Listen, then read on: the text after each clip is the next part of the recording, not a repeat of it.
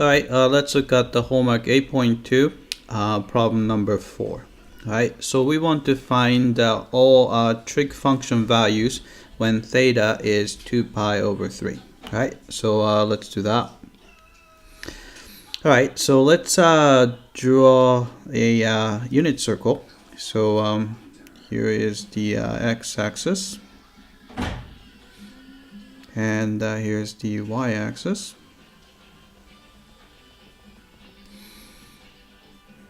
Alright, and the origin and unit circle. So radius is 1, so here's 1, and it's going to go through -1 and a -1 here and a +1 there. Alright, so the unit circle, so I'll try my best to draw a nice looking circle.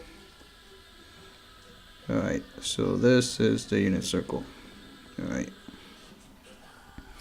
Alright, and 2 pi over 3, so pi over 3 is 60 degrees, so this is 120 degrees. So we are looking at the angle which looks kind of like this. So this is pi, so you divide it into 3 and 2/3 of that, so it's going to look like this. Alright, so this is 2 pi over 3. Alright, so if you can visualize this triangle right here. Alright, this is one of those triangles that we know the ratio of. So this is 30 degree here, and this is 60 degree there. Alright, so the ratio is 1, 2, and square root of 3 over 2. Well, since the radius is 1, so maybe I should follow that. So radius is 1, and so this would be 1/2, and in the negative direction here. And here is a square root of 3 over 2. Alright, so remember that x coordinate is represented by cosine of theta, and the y coordinate is represented by sine of theta. Right? So if you want to find a sine of theta, we're looking for the y coordinate of this point. So y coordinate here is square root of 3 over 2. So maybe I'll go here. Right? So this is square root of 3 over 2. Right? So that's the value of sine of theta. Right? Then cosine is the x coordinate. So if you go down here, it's -1/2. So this is -1/2. Alright, tangent. Remember that the tangent of theta is same as sine of theta over cosine of theta. Right?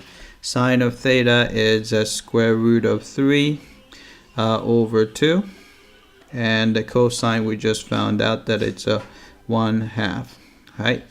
To make it look better, we probably want to multiply top and bottom by let's say a -2.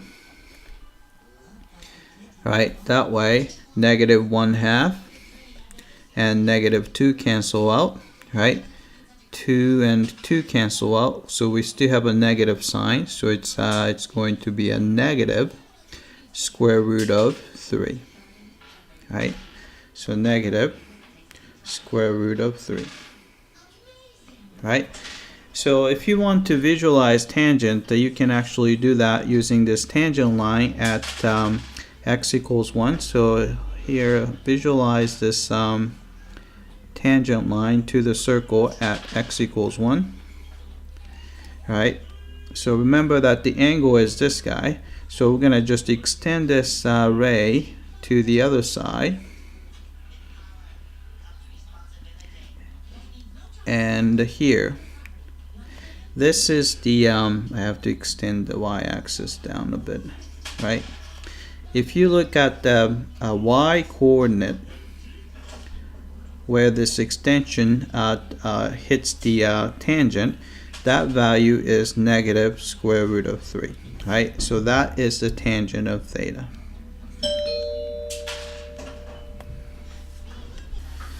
Alright, then cosecant is just the reciprocal of sine, so it's going to be 2 over square root of 3.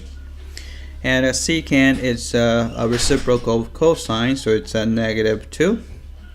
Cotangent is the reciprocal of tangent, so it's just a negative 1 over square root of 3.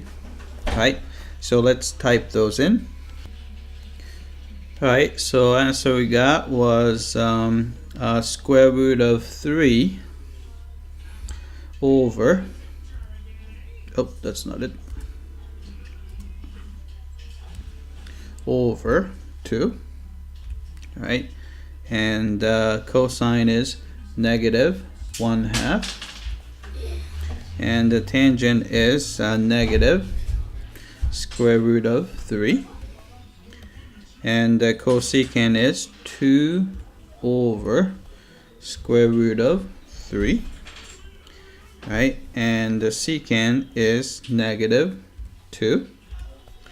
And the cotangent is negative 1 over square root of 3. Right? So let's submit for testing.